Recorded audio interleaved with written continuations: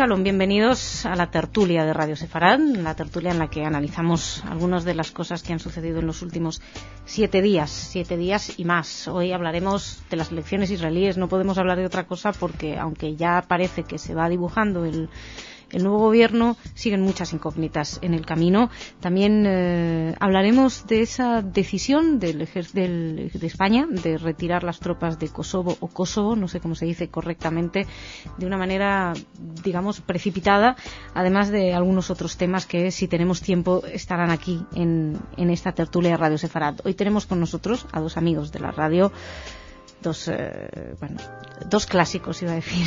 Por un lado, Julio Trujillo. Julio, ¿cómo estás? Te recuperamos después de un tiempo. Sí. Gracias. Nada, es un placer. Y también Albert Sabanoglu. Hola, Masha. ¿Cómo estás? Bien, gracias. Quería hablar con vosotros elecciones en Israel. Hemos pasado de tener un gobierno que, curiosamente, decían que Olmert tenía el 3% de aceptación exclusivamente por parte del electorado. Sin embargo, tenía una verdadera solidez dentro de la Knesset. Y hemos pasado ahora a un gobierno de Netanyahu donde parece que esa solidez es un poquito más discutible. ¿Cómo una valoración así primera de cómo habéis visto estas elecciones, sus resultados, Julio? Bueno, en primer lugar hay una obviedad. Las elecciones se celebraron bajo el reflejo de la guerra en Gaza ante un reto que planteó Hamás, yo creo que con claro cálculo preelectoral, que eso tuvo factores positivos para el gobierno y para la oposición que fueron para cada uno por razones distintas y fueron cambiando a lo largo de la campaña, y que también la medición de los resultados y del gobierno que se forme también está en función del enorme reto que representa la situación en Gaza, el terrorismo con creciente audacia y desafío, y también de fondo el relevo en la administración americana. Bueno, en estas elecciones, como siempre en Israel, donde hay una ley electoral que no permite mayorías absolutas y que, un país que se ha formado sociológicamente por agregación, ¿no?, de migraciones étnicas distintas, y esto probablemente es aconsejable que fuera así, ¿no? Pero el resultado es que formar coaliciones de gobierno son complicadas. El resultado es que a la cabeza de quien casi seguro parece que va a gobernar, pues está todo previsto para que gobierne, es Netanyahu, que es un hombre que en su día cambió el paradigma de la negociación, también bajo una oleada terrorista, cuando cambió aquello de paz por territorios, cambió lo de paz por seguridad, y entonces de eso se podía derivar quizá la concesión de territorio, y con ese eslogan ya ganó unas elecciones. Su gestión no fue muy brillante, estuvo salpicada de corrupción y de personalismo. Ahora parece que va a estar en un gobierno donde va a estar un personaje bastante desagradable discursivamente, como es el Lieberman, y de algunas salidas de tono, pero compensado por otro lado por la izquierda israelí, que por otra parte ha pasado de ser de los fundadores del Estado a casi la desaparición, pero forman y hay que ver qué pasa, ¿no? Y termino diciendo que debemos recordar en cualquier caso que los grandes acuerdos históricos en Israel con el mundo árabe y casi con los palestinos siempre los han protagonizado líderes de la derecha de tradición preocupante a priori, ¿no? Lo cual, yo creo que es lo que marca el gobierno, el escenario al que llega, ¿no? Albert, en tu opinión, ¿Barak ha hecho bien aceptando la invitación de este gobierno de Netanyahu? Yo la verdad es que no ubico muy bien a Barak, lo que podría hacer dentro de eso. Suena todo a un poco a ambición política, ¿no? Pero yo, en términos de observaciones generales, la primera observación de esas elecciones es el hundimiento de la izquierda, ¿no?, israelí. Es decir, en Israel ahora se da la circunstancia que se da un poco en Turquía, lo digo porque conozco la situación ahí, que puedes elegir entre derechas, básicamente. Tienes todo tipo de derechas, pero la izquierda está invisible casi, ¿no? Es decir, no sé si el 70% de los que han entrado en la Knesset son de por ahí, yo creo, van los números, ¿no? De distintos tipos de derechas. Si consideras también el partido de Sipi, que es de centro derecha, ¿no? Entonces, eso yo creo que es un poco una reacción. Yo creo que la segunda intifada ha sido una trauma tremenda para la sociedad israelí y todavía está bajo lo que pasó ahí, ¿no? Que han ofrecido todo a los palestinos y que en cambio fue un shock la reacción, ¿no? Por otra parte, lo de Netanyahu, dejando a un lado el proceso de paz, ¿no? Es decir, el proceso de paz va a depender de muchos factores, no solo de Netanyahu, de cómo se desarrollan las fuerzas exteriores de Estados Unidos bajo Obama, etcétera, ¿no? Pero yo me preocuparía más sobre la gestión en el interior de Netanyahu. Es decir, ahora mismo se está viniendo una crisis tremenda que todavía no ha tenido sus efectos en pleno sobre Israel, ¿no? La crisis económica. Y entonces, justo en ese momento, viene un hombre que es, digamos, el representante de toda esa filosofía económica que ha colapsado, que acaba de colapsar, ¿no? Todo el neoliberalismo, etcétera, etcétera. Eso requeriría otra discusión, ¿eh? No, vamos a ver, yo creo que lo que ha colapsado no es el neoliberalismo, pero bueno, en fin, ¿qué se puede esperar de una persona que tiene esa filosofía económica justo en estos tiempos? Uh-huh. Es decir, eso sería mi pregunta. Julio, ¿tienes una respuesta? Sí, de una persona como, quizás no de Netanyahu personalmente, pero de lo que se llama neoliberalismo, que yo creo que es una categoría económica difícil de definir por inexistente. Se puede esperar la solución de la crisis. Yo creo que justamente los mercados que han colapsado no es verdad que hayan sido los menos regulados, sino los más regulados los que se ha hecho trampas. No ha habido un error de la regulación, sino un error de la vigilancia de la regulación. Es decir, es como cuando aumenta la inseguridad, no hay un error, no necesariamente un error de la policía y de las leyes, sino de un aumento del desafío de los delincuentes. Eso es un problema que yo creo que requeriría otra discusión, pero bueno, esta no es obviamente la discusión. Sí que me gustaría decir algo. Yo creo que Barak, aún si lo ha hecho desde la ambición más incluso miserable, si se quiere calificar, que no creo que sea el caso, pero por ponerlo en el peor, creo que ha hecho bien entrando en el gobierno. Creo que era mucho más peligroso un gobierno de Lieberman y Netanyahu, porque se sumarían dos personalidades muy personalistas, y valga la redundancia, donde su ego personal juega mucho más que su ideología, uh-huh. Y eso les puede llevar a aventuras en cualquiera de los terrenos. Así que ahí Barak va a ser un polo de moderación.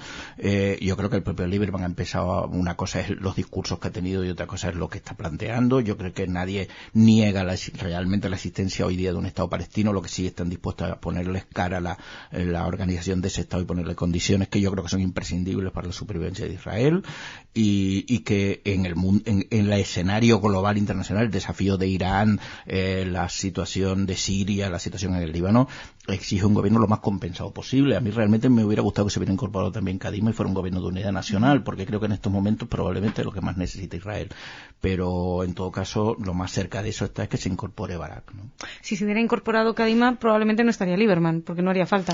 Bueno, es posible, pero lo hablaba como escenario uh-huh. necesario, ¿no?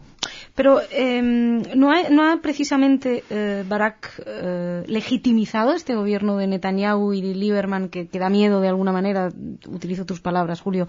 ¿No ha legitimizado al entrar? Yo creo que la apuesta de Tzipi Livni era muy evidente, era dejar que este gobierno se estrellara solito, claro, que colapsara, sí, para irrumpir ella, porque hablabas de personalismo de Barak y de Lieberman y de Bibi, sí, pero está también el personalismo de Tzipi, ¿no? Que es claro, nos parece muy responsable a la luz de lo que acaba de decir Julio, que estamos vamos a enfrentarnos a una situación explosiva. Esos cálculos no son muy así responsables, ¿no? Sí, no, ciertamente. Bueno, primero tenemos que llegar a una conclusión negativa. La política está llena de personalismo y de irresponsabilidades. Ya sé que parece un poco antisistema, pero desgraciadamente lo que vemos cada día.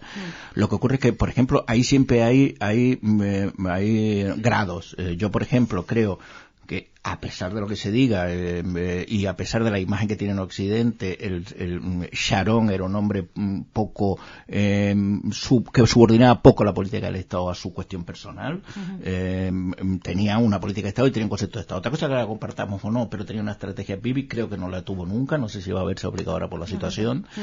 Y y gradualmente Chipi tenía algo de criterio, Olmert sin duda, otra cosa son sus historias personales, y conforme vas descartando gente, yo creo que quedan Lieberman y Netanyahu como dos personajes muy personalistas, ¿no? Eso es verdad. Otra cosa es que los márgenes del personalismo siempre están marcados pues por la seguridad, por la sociedad, por los votos, por la compensación, por los propios mecanismos democráticos, ¿no? O sea, no pueden ir más lejos de lo que desearían, ¿no? Probablemente. Y entonces yo me refería a miedo en el sentido de una dinámica que a mayor presión puedan reaccionar de una forma desproporcionada, pero también insisto en que uno de los personajes más atrabiliarios en una etapa de su vida de la historia de Israel es Menachem Begin, y sin embargo luego como primer ministro ejerce una experiencia y un modelo de hombre de Estado, yo creo que difícilmente discutible, aunque no estemos de acuerdo, ¿no? Aunque podríamos no estar de acuerdo. Bueno, hay que ver si Netanyahu en esta etapa y en estas condiciones es capaz de dar otra cosa distinta que en su etapa anterior, ¿no? Sí, el problema con Netanyahu es que tuvo una etapa anterior, así que... Sí, bueno, Menachem Begin también, y tristemente tuvo una etapa anterior, ¿no? Sí. Bueno, habrá que ver, ¿no? Pues... Sí, no, es que estaba escuchándoos y una de las cosas que me doy cuenta, tú, Albert, estabas destacando la diferencia entre la política interior y política exterior. Sí, porque solo se habla del proceso de paz y de Irán y todo, pero interiormente va a haber un periodo de muchísimos problemas. Israel ha sido una sociedad muy se está planificada. Con la crisis económica que todavía no se han visto los efectos completos. Totalmente de acuerdo. Y además es verdad que es un factor que, de acuerdo con la educación y los servicios sociales que tenía estructurado Israel y la mitificación de la época del kibutz y todo esto, llega un gobierno que es mucho más liberal que cualquiera de estas cosas. Entonces, cualquiera que sea lo que se piense, el ajuste va a chocar con una serie de valores fundamentales y hay que adaptarse, eso está claro. Pero también es verdad que lo exterior en Israel, como siempre se ha hablado que en Israel no había política interior sino exterior y viceversa, ¿no? Es decir, el problema es que Israel, toda la política interior está condicionada a la amenaza de una serie de países que sostienen esa amenaza, que mantienen desafíos permanentes y donde lo de la seguridad siempre prima sobre cualquier otra medida, ¿no? Y entonces, en ese contexto, probablemente también en este caso, por muy dura que sea la crisis, la seguridad, la política de Estado y la defensa estará por encima de las discusiones internas, ¿no? Pero es muy interesante lo que estáis diciendo. Estoy pensando en voz alta porque me da la impresión de pensar en voz alta. Me da la impresión de que realmente es la maduración de una sociedad. Es decir, hasta ahora, desde afuera, exigimos a Israel que solo tenga política exterior, porque da la impresión de que nos importa un pepino lo que le pase a los israelíes por dentro, porque hablo dentro de la mirada maniquea occidental, ¿no? Lo único que nos importa de Israel es que se terminen los conflictos con los palestinos, que nos dejen en paz, que todo quede tranquilito.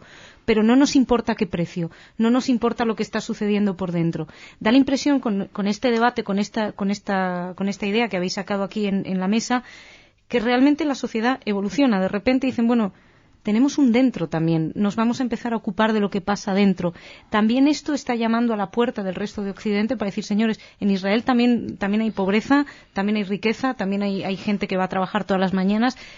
Casi es positivo en ese sentido, ¿no? Sí, bueno, en la historia de Israel tuvo un punto de inflexión cuando al principio, cuando la conferencia de Madrid o de Oslo, se creó un horizonte que luego resultó mítico y tal, pero cuando se planteó un horizonte de paz posible, donde ya los conflictos, la guerra tradicional, regular, convencional, ya había sido alejada por la enorme superioridad de Israel y se pasaron unos tiempos de acuerdos de paz, de colaboración, de incluso ceder zonas de control a la policía palestina, todo esto, inmediatamente afloraron los conflictos internos de Israel. Cuando faltó el magma de la vertebración por el peligro exterior, empezó Israel a mirarse hacia adentro y a discutir, y ahí se abrieron brechas muy importantes, ¿no? De brechas étnicas y sociales y todo eso. Entonces, bueno, eso es una cuestión que efectivamente tiene que madurar la sociedad israelí como tiene que madurar la europea. Lo que pasa es que la europea no es un buen síntoma para medir la israelí, porque la europea, con Israel especialmente, pero con todos los demás conflictos, lo que quiere es que el conflicto no llame a sus puertas al menor precio posible. Y si hay que pagar el precio, que lo paguen los americanos, que ya los criticaremos.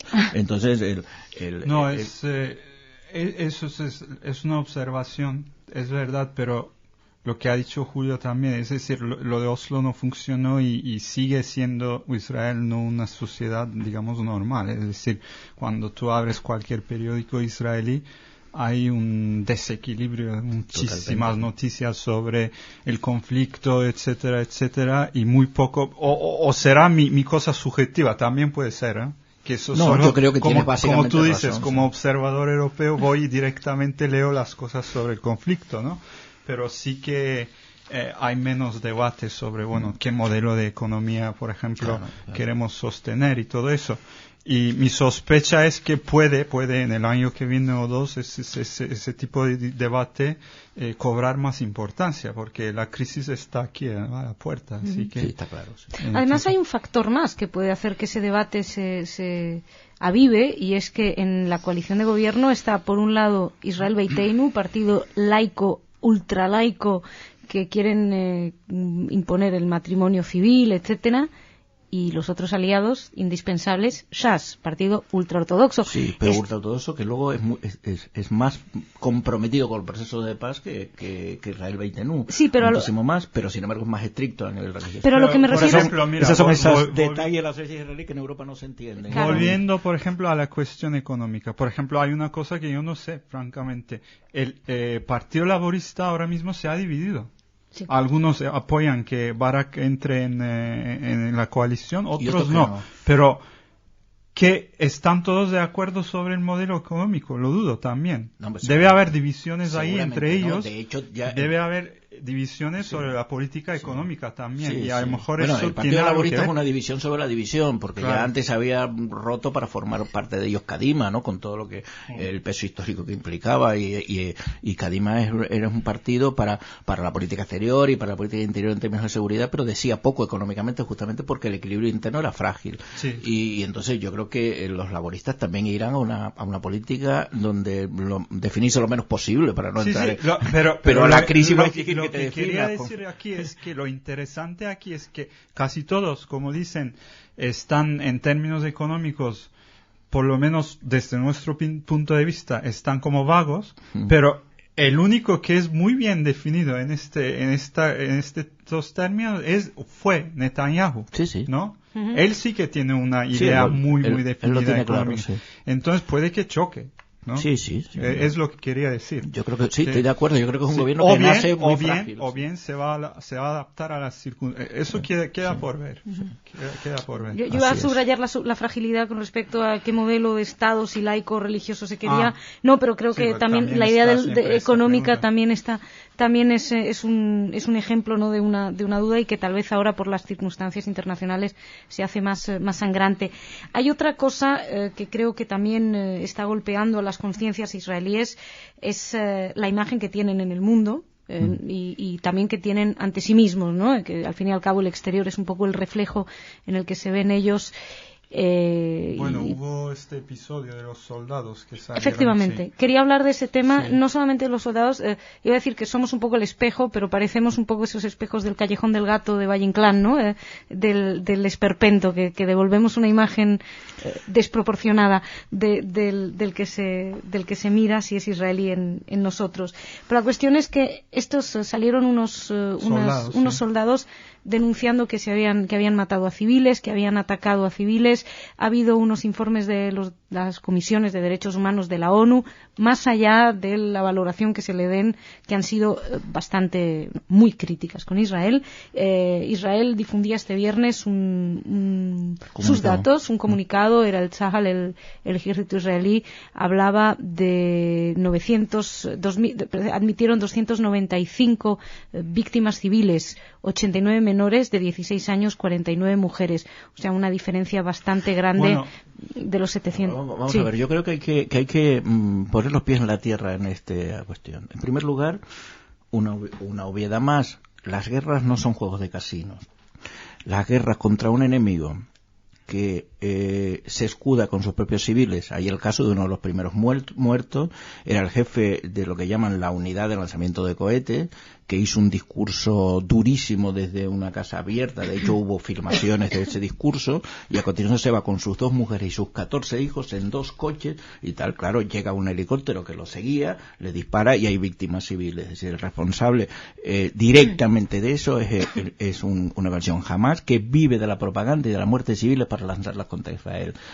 Utilizan más los muertos de su sociedad por Israel que los muertos del enemigo, en principio, ¿no? Eso, ahí hay un primer nivel que debemos bajar. También los informes de la ONU que debemos poner sobre la mesa. También el informe de la ONU dijo que el famoso bombardeo de la escuela de la ONU hecho por Israel es falso. No se bombardeó ninguna escuela. También dijo que algunas matanzas de civiles denunciadas eran falsas. Pero es verdad que ha habido víctimas civiles y probablemente hay soldados que en el ardor o por un concepto de delincuencia o porque tienen un oficial irresponsable cometieron crímenes y entonces tienen que ser investigados y purgados y sancionados. Pero no le podemos exigir a Israel más de lo que le exigimos a ningún otro ejército del mundo, porque además no es verdad que se esté comportando peor que ningún otro ejército del mundo, y menos frente a un enemigo irregular, terrorista, que se camufla en su propia población, que desde un niño de 14 años a una ambulancia pueden transportar artefactos terroristas. De hecho los transportan. No podemos caer en esa trampa. A partir de no caer en la trampa podemos exigirle a Israel todo el peso de la ley sobre los soldados, pero la distinción ética y democrática del ejército de Israel frente, yo creo que a la mayoría de los ejércitos aliados, pero también a cualquier enemigo al que se enfrente Israel, me parece que es abismal y no podemos plantear eso desde el punto de vista moral. Pero, en fin, dicha esa filipica.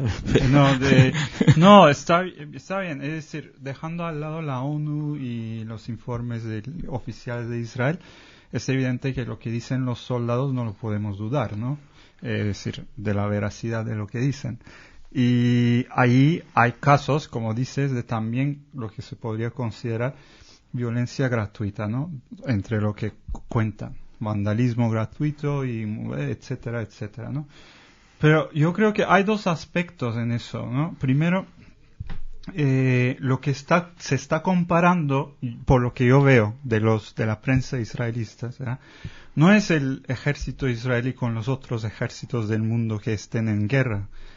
Se está comparando el ejército la ética del presente ejército israelí con el pasado. Sí, se está comparando el ejército israelí consigo mismo. Consigo mismo. Con su propia historia. Y está saliendo muy mal parado.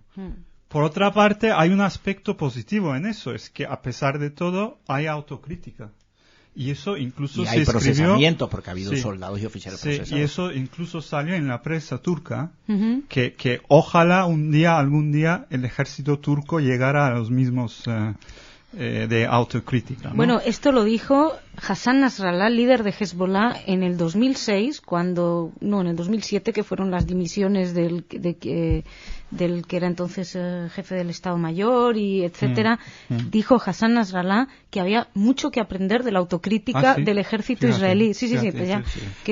Como te digo, ese tipo de cosas aparecieron incluso en la prensa. Tener en cuenta el cambio del paradigma de las guerras. No es lo mismo enfrentarse a un ejército regular, con unidades, pero tú tienes una guerra convencional, una guerra terrorista donde toda la sociedad puede ser adversaria a la vez, ¿no? Aún así yo creo que ha cambiado para el peor. Claro, exige, transmite más tensión a la tropa que tiene que ocupar un territorio, transmite más eso, hay más y luego nos podríamos remitir, yo creo que también en Israel hay una pérdida de la importancia de los valores éticos como en todo Occidente, hay una relativización de valores éticos y eso hay que como en todo Occidente, hombre, es evidente. Eso es una no pasa en los otros países. Propia de Occidente, con los islámicos no tienen ningún problema, porque que se sale de la línea le aplican la ley coránica. Efectivamente. No pues problema. Como se nos va el tiempo, yo hay una cosa de la que sí quiero hablar, la verdad es que me da Kosovo, es una cosa, Kosovo... ese me gusta. Bueno, hablemos de Kosovo y te digo cómo se pronuncia. ¿Cómo se pronuncia? ¿Kosovo o Kosovo? Sí, vamos a ver, los kosovares de albaneses dicen Kosovo. Lo que pasa es que ellos utilizan declinaciones, y puede ser Kosova o Kosovo, pero cuando pronuncia Kosovo es Kosovo, con el acento tónico en las 3 sílabas. Kosovo. Pero Kosovo. Lo que pasa es que después depende de que si lo pronuncia un serbio es distinto, entonces dicen Kosovo. O sea que en la realidad lo podemos decir como queramos. O sea que incluso estamos haciendo política al pronunciar esta palabra. Si recordáis, un miembro del Ejecutivo en España hablaba de los 1.500 asesinatos cometidos por Israel, que por cierto, según las últimas cifras, habrían sido 1.166 las víctimas totales. Fue Pepe Blanco, que todavía no está en el Ejecutivo, gracias a Dios. No era Pepe Blanco, era... es que se me acaba de ir el nombre. ¿Cuándo fue eso? En plena guerra, la primera semana. Se me ha ido el nombre porque no lo tenía preparado, entonces no lo he traído al estudio. Pero bueno, el caso es que una de las cosas que se le reprochaban es decir, ¿y qué haremos cuando el ejército español tenga que ir y en algún momento pegar algún tiro a alguien. Hablaremos también de asesinatos, entonces, y justo esta semana ha salido esta retirada que parece que todo el mundo está de acuerdo en el fondo, pero no en las formas. Y titulaba el editorial del diario La Vanguardia, haciendo referencia a algo que se escucha en los bastidores de los comités internacionales: España siempre se va. ¿Puede España jugar algún papel internacional con este tipo de torpezas internacionales? Respuesta inmediata, no. Y antes tampoco. Antes tampoco. Sí, yo creo que seamos realistas. España no juega en la escena internacional y podemos hacer los análisis que queramos, pero con este gobierno menos, porque este gobierno juega a algunas propagandas de prendas íntimas femeninas, ¿no? A que no se note, que no se mueve, que no traspase, ¿no? Esa es la verdad. Esta es la política de que no nos vean mucho, ¿no? Y entonces, bueno, lo de Kosovo ha sido el colmo de las torpezas, porque teniendo razón en la medida en que al no reconocer un país, es decir, la misión estaba calificada para imponer la paz. El país de repente proclama la independencia unilateral que España no reconoce y la misión se convierte en una misión de construir una nación que no está sancionada en la ONU todavía porque la veta Rusia, pero esos son los planes que hay. Entonces España tenía que haberse retirado al día siguiente de la proclamación unilateral, pero se van tarde y se van descoordinados y se van afectando a toda la estructura de despliegue de los aliados, ¿no? Uh-huh. Que por otra parte, independientemente de la evaluación política, fue lo mismo recordar que España se retira de Irak un domingo por la tarde sin haberse constituido el primer Consejo de Ministros, donde Zapatero hace lo mismo que Franco, o sea, por orden directa propia a un supuesto ministro de Defensa que yo creo que todavía no había tomado posesión y ordena la retirada de Irak. Uh-huh. Bueno, la realidad es que España está en el mundo, los polacos y los italianos nos han retratado como los que siempre se van, ¿no? Y desgraciadamente tienen razón. Albert. No, yo estoy de acuerdo en este tema y bueno, yo ya lo he dicho hace tiempo aquí en esta tertulia que la política exterior de este gobierno realmente es para reírse y está peor aún ahora, es decir, de la forma que se ha hecho eso, bueno, no sé qué decir, es totalmente ridículo. Y yo da la experiencia que está ahí Zapatero ya haciendo él lo que quiere sin... Sí, además ha desaprovechado... es decir, ¿quién es Carme Chacón realmente? ¿Cuáles son sus credenciales? No, ninguna. Bueno, esa también es otra. El ejército en Cataluña. Esa es otra también. Claro, es decir, claro. Está poniendo gente a dedo. Sí. Y mientras que el viejo truco, ¿no? Hay gente ahí que era muy cualificada que se está apartando del gobierno poco a poco. Y entonces, claro, la consecuencia es eso, ¿no? Además, ahí tenía una ventana de oportunidad de recomponer relaciones con Estados Unidos después de la desastrosa relación con Bush. Precisamente. Y antes del mes de gestión de Obama le da una bofetada. Es lo peor posible en el peor momento. La prueba es que Obama va a venir a Europa y ya no está Madrid en la agenda de venir. A lo mejor se hace una foto con Zapatero diciéndole lo mismo que Bush. Decía que estaba amigo, ¿no? Pero no lo va a hacer con mejor acento, que acaba de transmitir un mensaje en castellano. Sí. Bueno, él ha aprendido mucho y yo no he aprendido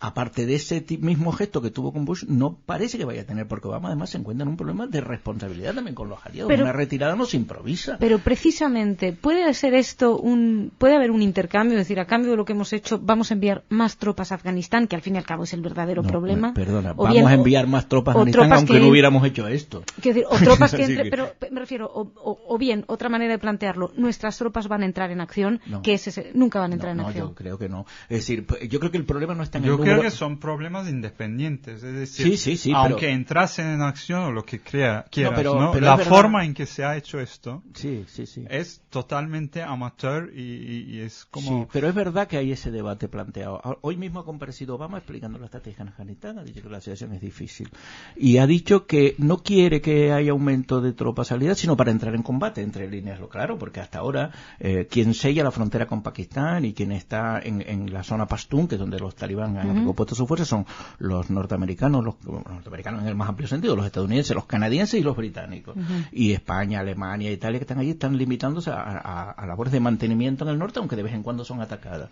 Obama lo que quiere es una corresponsabilización de todas las tropas allí en un plan de combate global, un plan de lucha militar contra el terrorismo y de sellar la frontera. Y yo creo que España no va a tomar esa decisión, erróneamente desde mi punto de vista, pero no la va a tomar, que este gobierno no está en situación de... Porque este gobierno ha inventado tanto el antibelicismo, las cortinas de humo sobre la política internacional, la ha explicado como una perversidad de Estados Unidos y todo eso, que ya está metido en un callejón del que no puede salir, porque es que la próxima etapa viene con más tensión y más exigencia de acción militar, y este gobierno está preparando a la sociedad para estar en contra de eso, en mi opinión, ¿no? Bueno, pues con este llamado a la... Lamento ser tan pesimista. No, hombre, no sé si es malo o bueno. En fin, el caso es que con ese llamado a la corresponsabilidad nos vamos. Seguiremos hablando de todas estas cosas. Yo sabía que no nos iba a dar tiempo a tratar todos los temas. Ha sido un verdadero placer. Albert, Julio, gracias. Los dos os quiero volver a ver pronto aquí. Señoras, señores, muchísimas gracias por su atención. Shabbat Shalom, buen fin de semana. Volvemos el lunes con más información.